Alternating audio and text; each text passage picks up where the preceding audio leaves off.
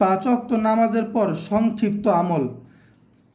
নামাজের সালাম ফিরানোর সাথে সাথে রাসূলুল্লাহ সাল্লাল্লাহু আলাইহি সাল্লাম একবার পাঠ করতেন আল্লাহু আকবার।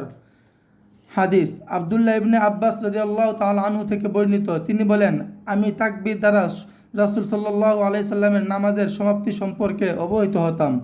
বুখারী 1:116, মুসলিম 1:17, আবু দাউদ 1:43, নাসাই 1:189। 2, অতঃপর রাসূলুল্লাহ সাল্লাল্লাহু আলাইহি সাল্লাম 3 বার পাঠ করতেন আস্তাগফিরুল্লাহ। হাদিস সাওবান রাদিয়াল্লাহু তাআলা আনহু থেকে বর্ণিত, তিনি বলেন, রাসূল সাল্লাল্লাহু আলাইহি সাল্লাম যখন সালাম ফিরাতেন তখন তিনি 3 বার পাঠ করতেন আস্তাগফিরুল্লাহ আস্তাগফিরুল্লাহ আস্তাগফিরুল্লাহ, এবং একবার বলতেন আল্লাহুম্মা আনতাস সালাম ওয়া মিনকাস সালাম তাবারাকতা ইয়া যাল জালালি ওয়াল ইকরাম।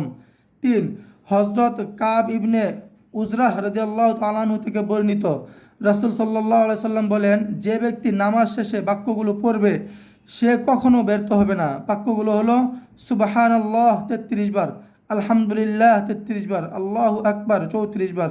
মুসলিম 596, নাসাই 1:151, তিরমিজি 1:178।